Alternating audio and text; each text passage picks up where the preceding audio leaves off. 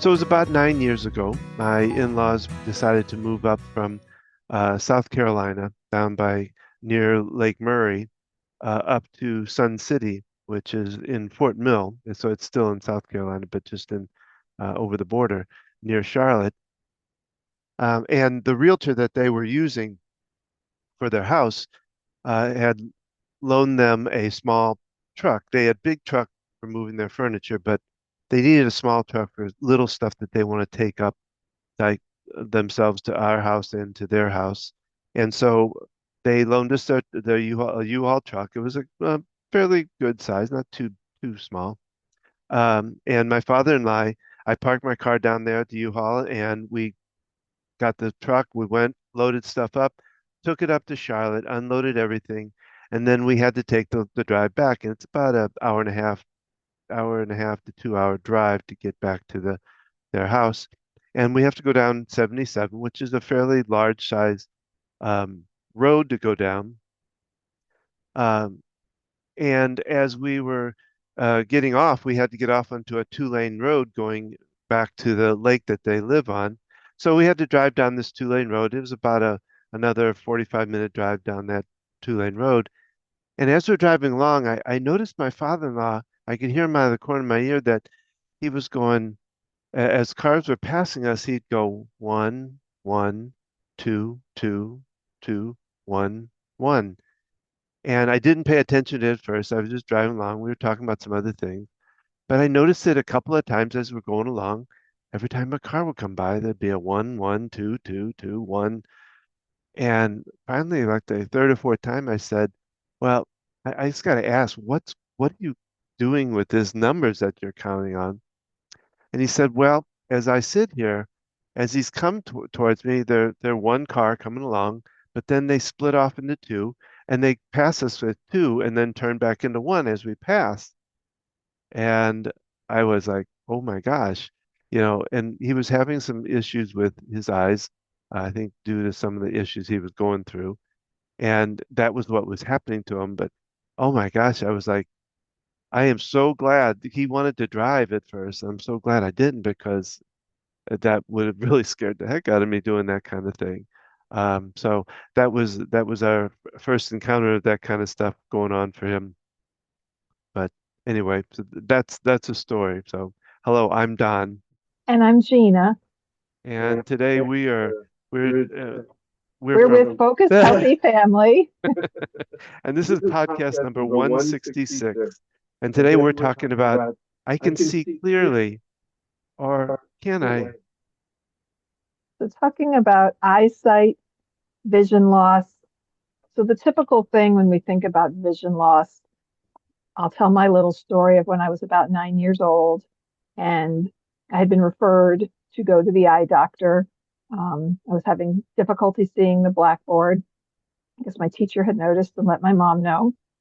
And I got the exam. We did all that. And then when we went to pick up the glasses, we got in the car, and my mom still remembers this. I was like, wow, the trees are so beautiful. The leaves are such definition. And I remember her saying, she felt kind of bad because I really needed those glasses. So we think about visual clarity is what we're talking about when we think about that. So that's how well we see, right? And as we get older, our ability to adjust between distance and close up vision, um, our eyes have a difficulty making that change. Normally, our young, healthy eyes, you can look out at a distance, you can see the sign on the road, you can glance down at your speedometer and see what speed you're going. You can shift between distance and near vision. And when your eyes struggle to do that, that's when you wind up with bifocals. Or now they have progressive lenses that do a gradual adjustment of change rather than just that line where it's, your distance vision um, prescription, and then, the line below that is for the near vision. So the progressives kind of have come a long way over time. But before we go too much further in this, we got a couple of things. First is our oh my gosh, my God, my Caregiver tip. there Do we you have a thank you. caregiver tip today, Don? And today we're doing one from it's called Positive Direction. And I got this from a friend of mine, Dr. J.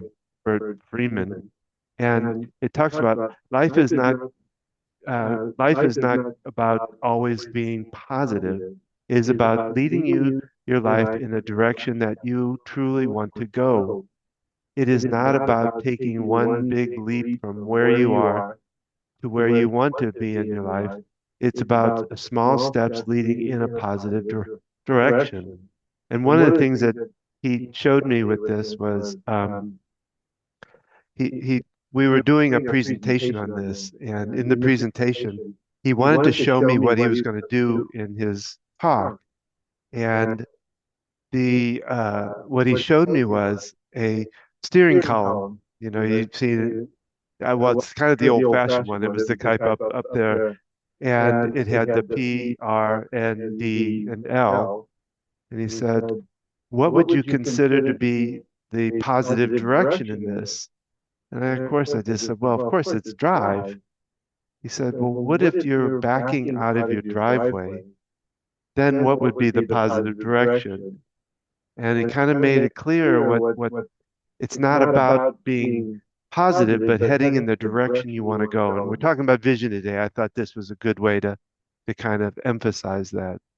So anyway, that's our slogan for today.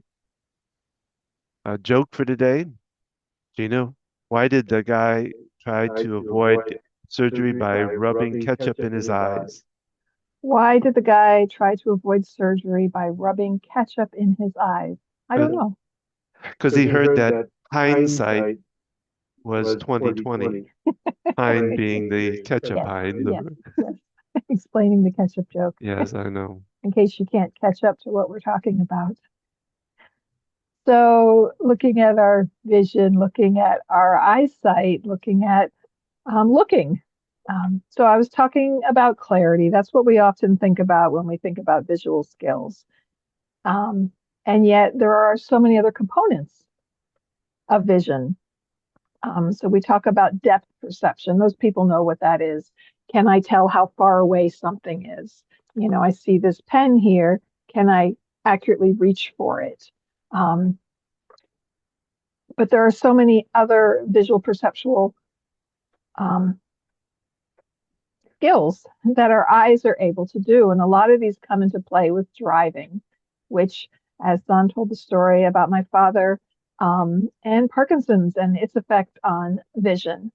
And when you go for a driving assessment, a neurological driving assessment with an occupational therapist, they're looking at more than just clarity. You know, can I see, can I recognize the signs and know what they are? But how good's our peripheral vision? You know, we normally, when we're looking straight ahead, we can see out to 90 degrees from our eyes, but that can diminish with age, it can diminish with different diseases, and one of them for sure being Parkinson's. And where you may, you know, if you have no peripheral vision, it's like having the blinders on a horse. You know, you're only seeing right here in front of you. And if a car suddenly, you know, swerves, you're not going to see it right away. You're not going to be able to anticipate problems on the road. So just looking at some of the different visual skills, um, there's well, I have nothing to what fill in here, so um, unless I can find so another joke. there's things like visual closure, form constancy. There's all these different terms, right? So if you're driving along and the sign is occluded partially, can you figure out, you know, what that shape is, Oh, even though it's not fully there, right? These are things we don't realize that our eyes and our brain are doing when we're driving or just moving about our daily life. You know, our visual attention, how well we can maintain attention onto something visually. Spatial relationships, you know, how far things are. That's another important skill for driving. Can you tell how far away that yeah. car is from you? Can you tell, you know, that judging the distance, which as you're driving at whatever speed, that's so important to know. And then you have things like eye-hand coordination, you know, how well you can look at How well you something can and react to something. yeah, you think about playing a game, right? We often think about that with playing a game. So um, all these things can be affected by our eyesight. Bear with I'm me. looking off to the Um, side. and then we can have some degenerative changes that can come about. One of them is glaucoma. It's something there's a genetic component to it. So every time I go to my eye doctor, I make sure they're checking for it because I have my mother and other people in my family who have glaucoma. I So was told I got a very small portion of that starting myself. glaucoma or cataracts? Oh, cataracts, not Okay, those are two yeah. very different So just things. define them so maybe we can. So cataracts is clouding on your That's true. lens. Yeah. That's very common with aging. People often get cataract surgery where they're basically putting a new lens in the eye. So that's how clear it is. It makes it fuzzy. So glaucoma is different. It's damage to the optic nerve. Uh, The optic nerve what transmits the visual information from the eye to the brain. So our eye is kind of like a camera. It takes in information and then our brain interprets it for us to be able to see. So it's often called the silent thief of sight. It can be caught early enough. There are treatments that can minimize the deterioration effect. It's typically associated with older age, and certain medical conditions can contribute to glaucoma. So that's one thing that's common to see in people, especially people as they're getting older. Um, and it affects. Bear with me. Um,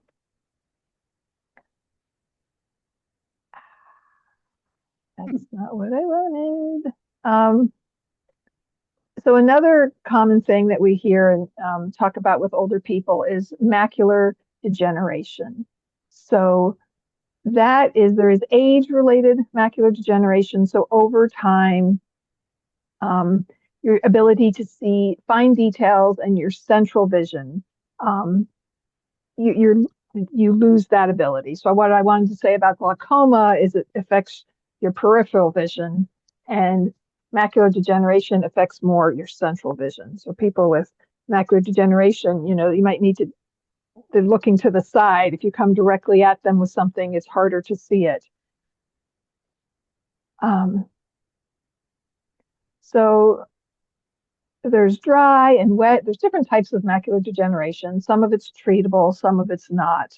Um, So, who is at risk? If you eat a diet high in saturated fat, you're apparently more likely. If you're overweight, if you smoke cigarettes, if you have high blood pressure, if you have a family history of age-related macular degeneration, and another risk factor is being over the age of 50. well, wait a minute. Well, we both got that.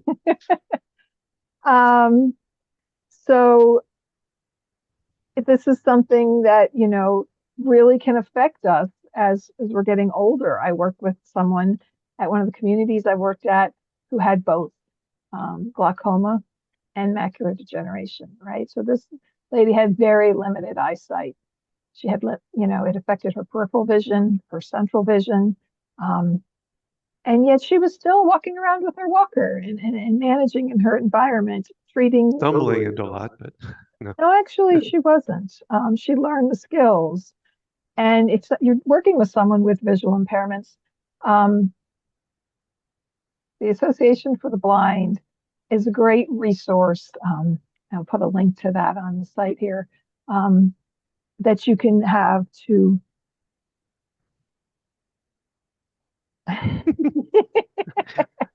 Maybe we should throw a little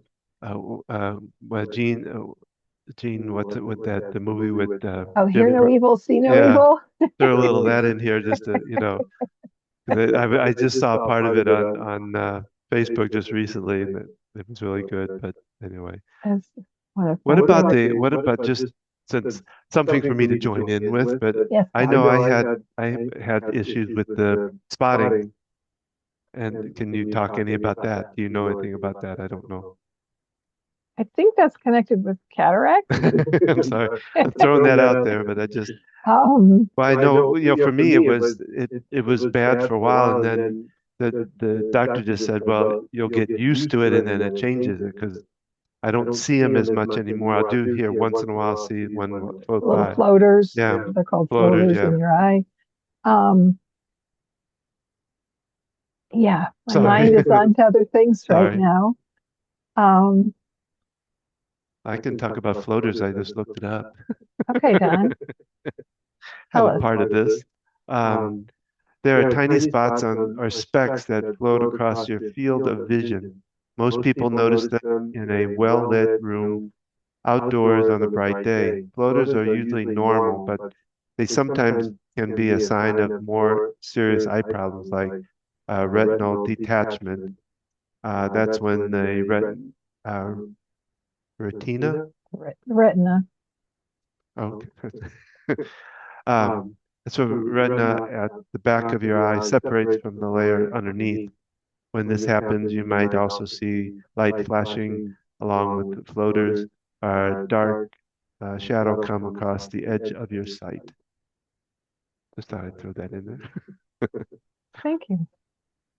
Um, so these are all different things that can affect our eyesight. A big area to look at is when someone's had a stroke. Um, I'm on stroke.org, and it says somewhere I read a statistic that 65% of stroke survivors will have vision problems after the stroke. And these are things that are not always talked about. So why does that happen? So it depends on where the stroke happened in the Yeah, I was gonna brain. say. So the stroke is either a blood clot that gets lodged in an area of your brain that disrupts the flow of neurons and information, or a bleeding in an area of the brain. And again, that destroys those cells in that area. Um, and so, what areas of the brain are involved with vision and visual processing? So, the occipital lobe, which is the back part, um, it's where most visual processing happens. So if the stroke occurred in that area, you could have issues with visual processing. Um, the, the brain stem, so that's the lower part of our brain, kind of we think of our reptilian brain that's got our basic functions of respiration, heart rate, all those things. It controls the eye movements, um, sensations related to balance and stability, and your ability to recognize and understand objects. And so, um, so these different factors, if the stroke affects them or any other type of neurological disease, it can cause vision loss. Sometimes what can happen with a stroke is what's called a visual field loss. So that means part of our vision is affected. Mm. So you have fancy names like homonymous hemianopsia, and it's loss of vision in the right or left visual field. So this doesn't mean that I've lost vision in my left eye. It means I've lost it in my left visual field. So if you took, tape or something and put it over the left side of your eyes or your glasses, that's a left visual field loss. So you can see out of both eyes, but you're limited with where you can see. Obviously, things on the left are going to be really impaired to be able to see. Um, um, and it's more common to see the left visual field loss, and that would be a stroke on the right side of the brain. Um, there's quadranopia, loss of a quarter of the visual field. There's different types of visual field loss. You can have a blind spot in one eye. Um, you can also have something what's called neglect. So with this, you may or may not have the visual field loss, but if you can have neglect and still have the other factors of vision intact. And what this is that the person is unaware of things on typically the left side. And so we see commonly someone's had a stroke that's affected their left side. They may have weakness on their left side, and they're not aware that this left arm is part of their body. Oh, And wow. and so they don't notice, they don't pay attention. Their brain's not tuning into things on that left side, and so they have to learn skills of turning and looking.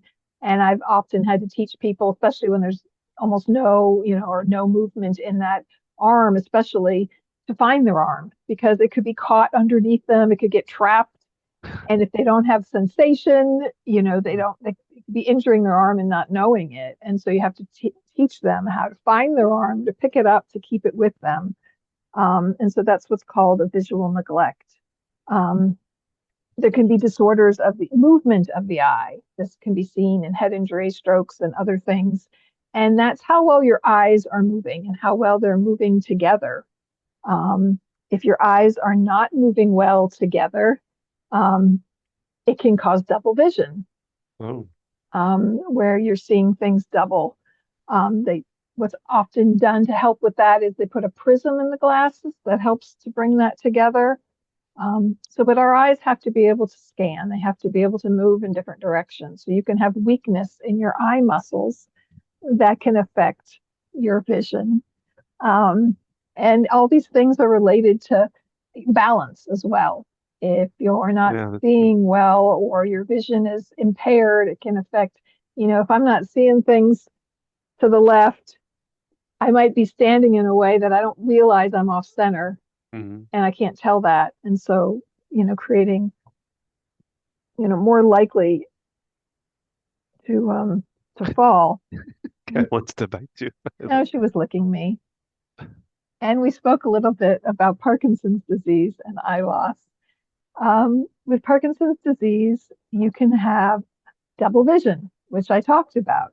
The eye muscles have trouble working together. So, especially when you're seeing up close, like when the cars were coming closer to you as you were driving, you saw one car, and then as it got Split closer, up the two. there were two cars. And a prism is often used to help correct this, and it may or may not help. I know my dad had prism in his glasses, and No, it didn't. he didn't always felt it helped. You can have dry eye. With Parkinson's, there's decreased blinking that can happen, and so the eyes can dry out more. You can have just blurry vision, like I do. If I take these off, um, and trouble reading because difficulty with the eyes moving together on the page in order to be able to read, um, and also trouble opening eyes. It's called apraxia. Um, the eyelids also drooping, and I'm not sure if that's connected with Parkinson's per se or another disease where someone's eyes, the lids are drooping down, so it's harder I to was gonna fully say that's not open my brother goes through it, the eyes. Um, and I can't so think. yeah, I think it's common. It can be common for Yeah, other things, but so there's a lot of different things where the vision can be affected, and you could have macular degeneration and Parkinson's, and maybe you had a stroke. Like there can be multiple factors going on, and you know you're getting angry with someone because they're tripping, they're falling, or mm, doing things. But we got to get to the causes of these yeah. things, because if you're not seeing well, and it's not just can you read the clock? Yeah. Can you read your phone? Yeah. But there could be so many other vision um, areas of concern going on. So beyond just clarity, being able to see. So these are things we need to take in mind. We need to, oftentimes, finding a specialist, a neurologic vision specialist. If someone has Parkinson's or has had a stroke, you really need to find a specialist who deals with this. As an occupational therapist, there are occupational therapists who specialize in vision assessment and vision training skills. I learned a lot of this from my first job working with brain injury rehabilitation.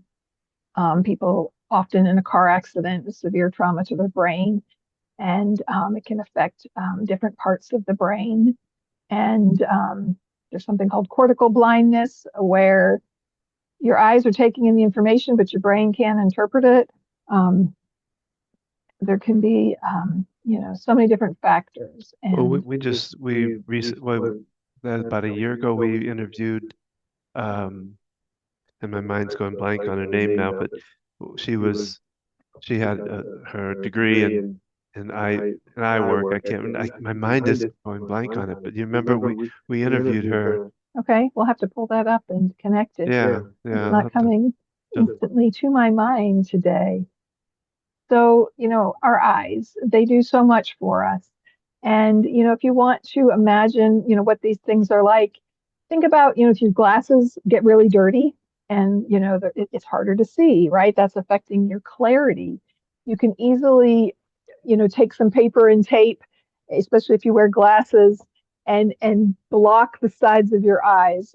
Put on the left, you know, pretty much cut your glasses in half and block that as well as the side over here to Just to see see what what it it's looks like. Yeah. like with someone who's got a left visual field deficit. Um, I know our oldest driver's ed, and they went out on golf carts and they put on drunk goggles and somehow it That's right. simulated, what it's like.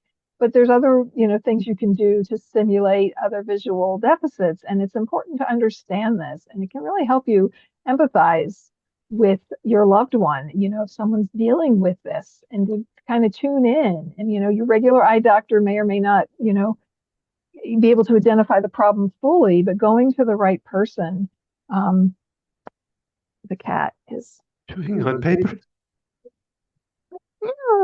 um, getting the assessment done, definitely looking for an occupational therapist. Oftentimes you just need a doctor to write an order for this, and then finding someone who specializes in this. Again, reaching out to Parkinson's Association, the Association for the Blind. There's different resources and things out there, and you don't have to be fully blind to benefit from these resources. We term it low vision, someone whose vision is impaired to the point where they can't see as clearly as they need to. There are people who are completely blind where it's black and they see nothing, but a lot of times legally blind, is the definition of that is not that it's not like having your eyes closed in, to be legally blind, not to be confused with legally blonde, which when I Google this is what comes up. Um, it means having a visual acuity of 20/200 or less in your better eye, with the best possible correction on. So if your eyes, even with glasses, you're still seeing 20/200 or less. So that means that what someone could see it 200 feet, you can only see that well at 20 feet. Person with 20/20 vision can see details at 20 feet that someone with normal vision can see at the same distance.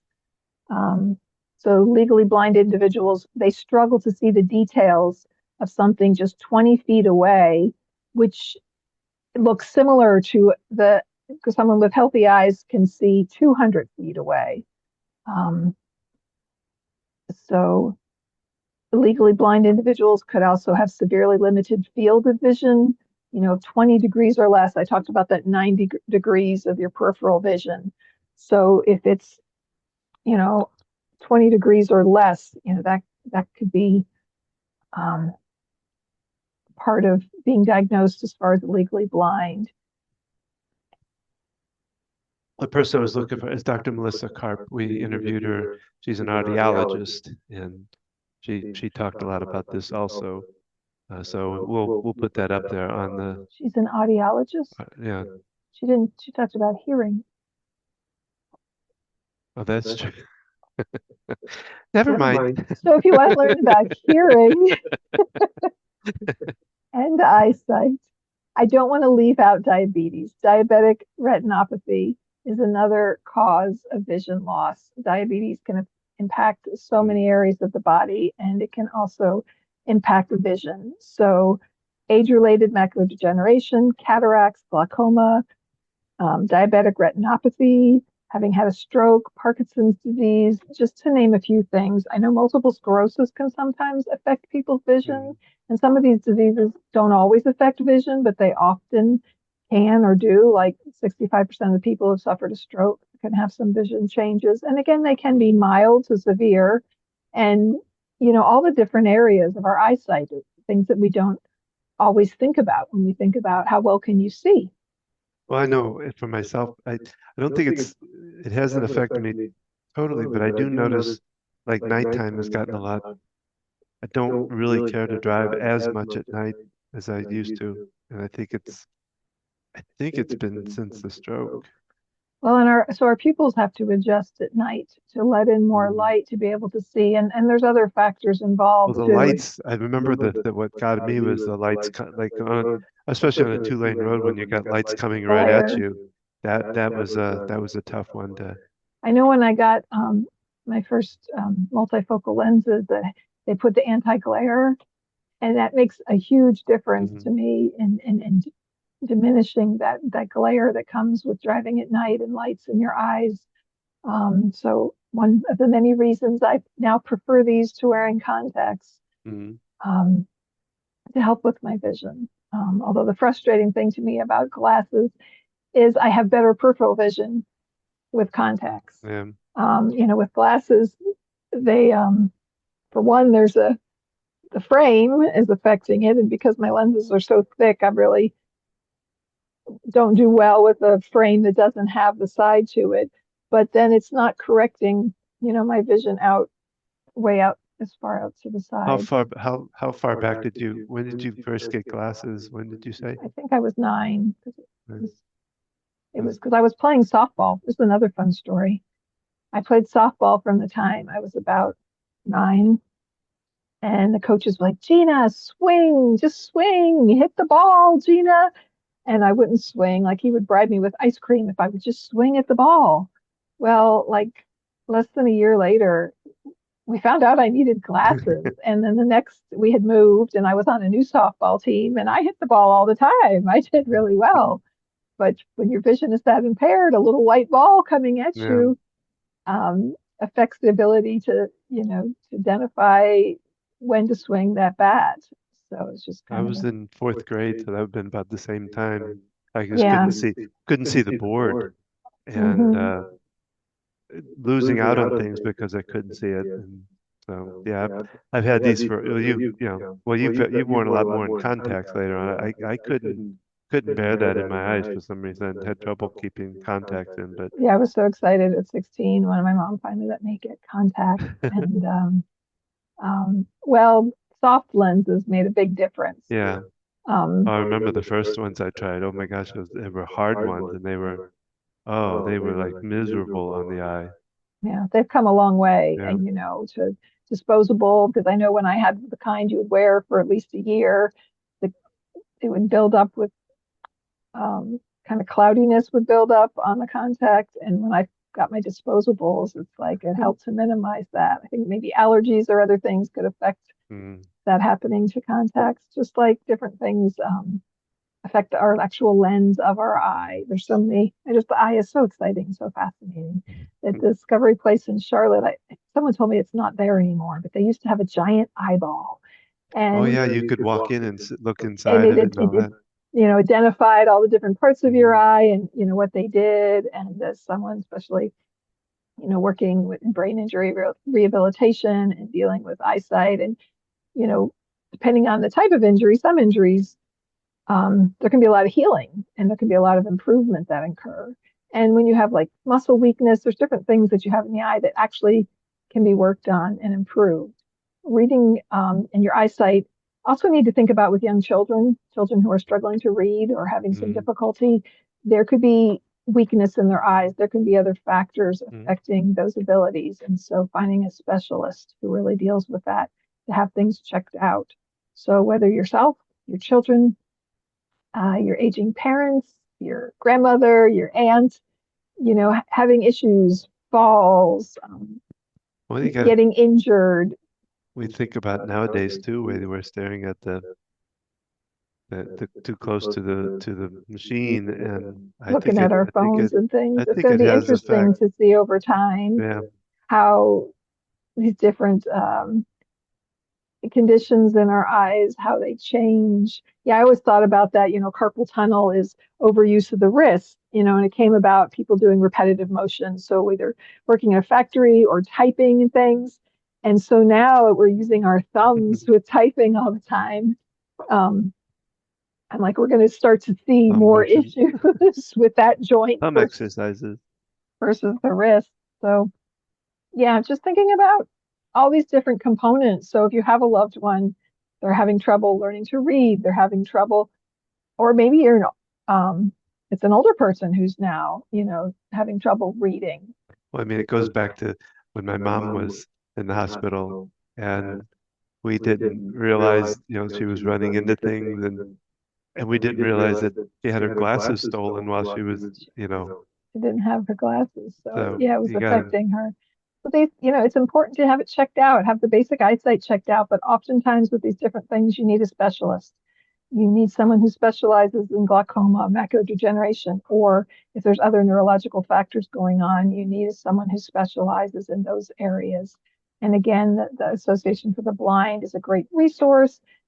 Things like magnifiers, you can get ones that go over your screen. There's different types of magnifiers that can really help to enlarge images for someone who's having clarity issues. Lights, there's something called an OTT light, OTT, okay. that simulates the more natural sunlight. And it really helps. I keep putting this on my wish list every year because I think because of the severity of my acuity loss, I don't know, as I'm getting older, I'm always turning lights on because it helps me to see better. It brightens the contrast. It helps me to see better. So, and these lights are really because they're mimicking natural sunlight.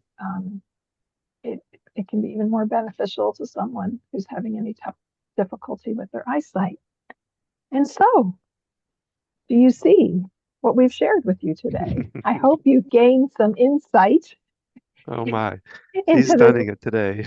into this topic and things and resources that you can share with your loved ones. And I'm definitely going to be reaching out if you know someone who's an ophthalmologist, optometrist who That's true. specializes So in we these don't miss you. areas, or an audiologist. We can talk about hear no evil, see no evil. We'd love to hear from you. We'd love to hear from you with any comments, questions, concerns. Um, any topics you've enjoyed hearing, things you'd like to hear more about, things we have or have not covered, and positive, and negative feedback. We'll take all of it. We're here to help you on your journey with aging and caring for yourself and your loved ones. Check out Ask the OT. We'll be releasing some videos soon about some pointers and tips of things. And reaching out to Don and I and the work that we do supporting others. Join Don every Tuesday evening, 7 p.m. Eastern Standard Time, where he goes online here on Zoom to do tapping. Yeah, you can go to focushealthyfamily.com/EFT-group. Or you can find it on our On website, the website, yes. focusedhealthyfamily.com. You can find a link to that. You can find links to more information about EFT and tapping, and again to the calls that he does. It's just whoever joins on the call. You might be the only one. You might get one-on-one attention, or it could be a group. You can listen in, you can learn, you can join in. So find us at Facebook at Focused Healthy Family, Instagram, Focused Healthy Family 1, and YouTube. Again, you can watch all of our podcasts on YouTube now and listen to them anywhere you listen to a podcast. We've been doing this for over 3 years now. It was about a year in when we started the YouTube video. So the first year of it is just audio versions.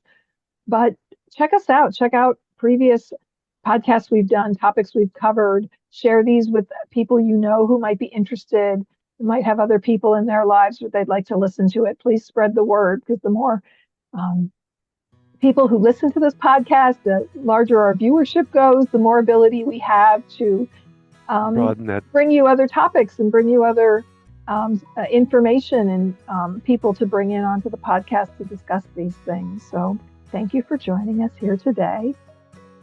And remember, how you speak to your children and your loved ones today shapes their future and yours.